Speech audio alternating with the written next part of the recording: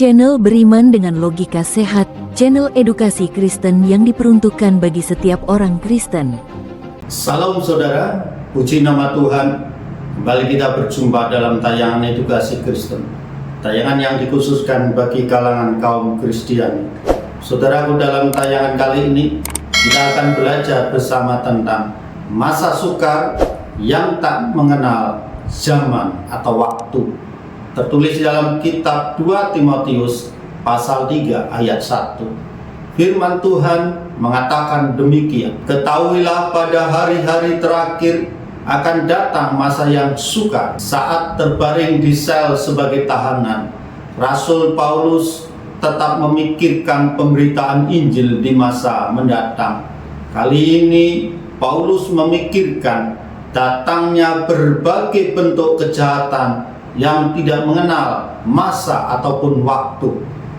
Di sisi lain, Paulus teringat akan karakter anak didiknya, Timotius, yang kurang percaya diri dalam mengembalakan jemaat Tuhan.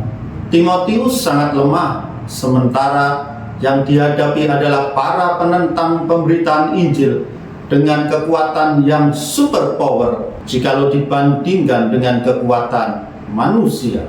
Lalu mengapa Paulus memulai pasal ini dengan peringatan jelas kepada Timotius, yaitu ketahuilah, pahamilah, bukankah sudah terlihat dengan jelas bahwa perlawanan terhadap Injil sangatlah kuat?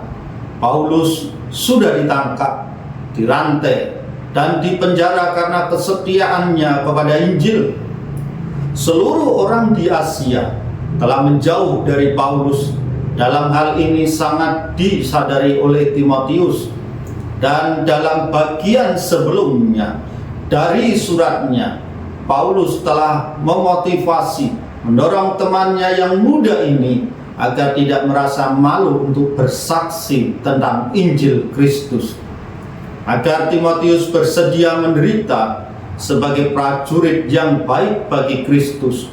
Paulus telah mengingatkan Timotius untuk terus berpegang pada Injil Kristus. Mengapa demikian?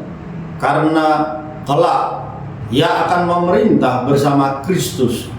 Ia juga memperingatkan bahwa di balik pernyataan kata-kata kosong dan tidak suci, serta masalah-masalah yang dicari dan tidak penting yang disebarkan oleh para pengajar palsu, mengintai, dan pendakwa yang begitu jahat, yaitu iblis sendiri.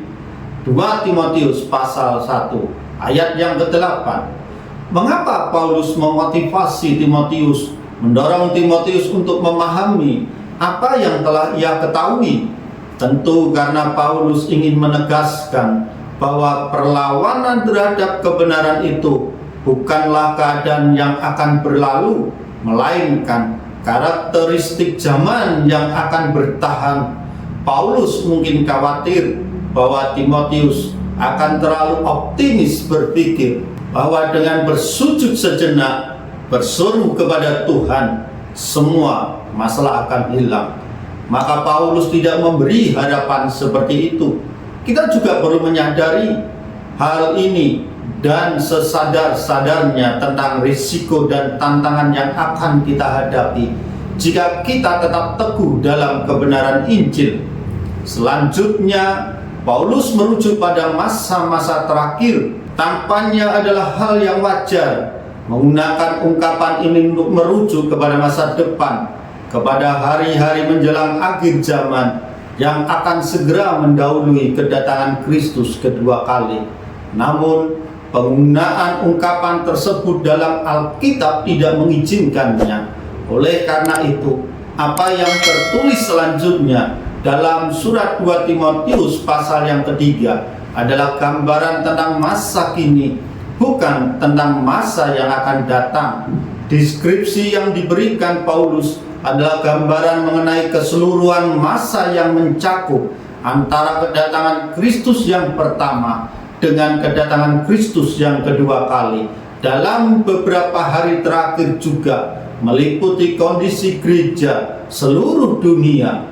Hal ini juga terlihat dari penggunaan ungkapan hari-hari terakhir dalam kitab Perjanjian Baru, namun juga berdasarkan kenyataan bahwa apa yang disampaikan Paulus kepada Timotius di sini bukanlah nubuat mengenai periode waktu mendatang yang tidak akan ia alami, melainkan instruksi ini berkaitan dengan pelayanan Timotius saat ini sebagai perintah untuk menjauhi orang-orang tertentu. Timotius saat itu hidup di hari-hari terakhir seperti yang diungkapkan oleh Paulus.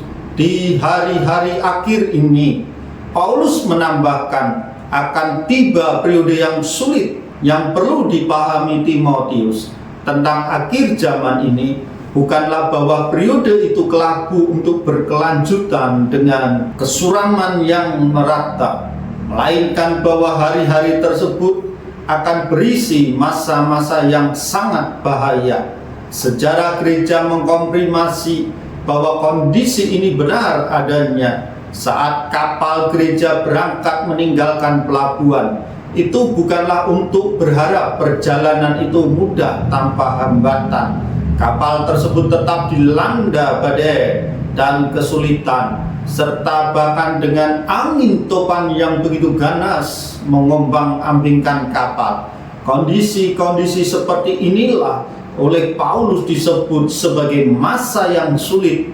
Dalam bahasa Yunani menggunakan kata kalepos serta mendasar yang memiliki arti sulit atau berat, yang mengandung pengertian berat untuk dijalani. Berat artinya di sini adalah kesakitan secara fisik ataupun emosional, atau juga berat untuk dihadapi, keras, berbahaya, penuh tantangan. Dalam bahasa Yunani klasik, istilah tersebut digunakan untuk menyebut binatang buas yang mengancam dan untuk laut yang telah bergolak.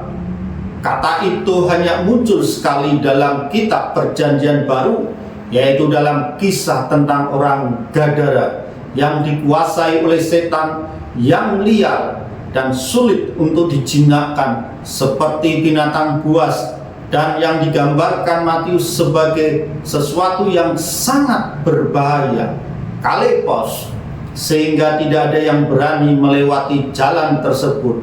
Saudara bisa membaca di dalam Matius pasal 8 ayat 28. Ini memberikan kita sedikit wawasan tentang masa-masa kelam yang akan dialami gereja pada akhir zaman. Saat itu akan dipenuhi dengan kesengsaraan dan bahaya, sulit untuk dihadapi dan berat untuk ditanggung. Paulus segera menjelaskan kepada kita mengapa penting bagi manusia untuk disadari bahwa merekalah yang harus bertanggung jawab atas ancaman yang harus ditanggung gereja, yaitu orang-orang yang terjerumus ke dalam dosa, yang jahat, yang tabiatnya rusak, yang perilakunya berorientasi pada kepentingan pribadi dan tidak menghormati Allah, yang akal sehatnya menentang Allah dan hukumnya. Saudara coba bisa bandingkan dengan Roma pasal 8 ayat 7, dan yang menyebarkan kejahatan serta kemurtatan. Baiklah saudara, di masa-masa mendatang, masa sebuah periode dari kedatangan Kristus yang pertama hingga kedatangan Kristus yang kedua, itulah yang dimaksud di masa-masa yang akan datang, yaitu masa-masa akhir zaman. Akan terdapat hari-hari yang begitu berat, penuh tantangan, bahaya. Untuk itu saudara, semakin kokoh dan berpeganglah pada iman keyakinanmu kepada Kristus. Dialah pemilik hidupmu dan yang memberikan kekuatan, sehingga kita semua bisa melewati segala tantangan ini hingga sampai Kristus datang kedua kali. Puji nama Tuhan. Tuhan Yesus memberkati.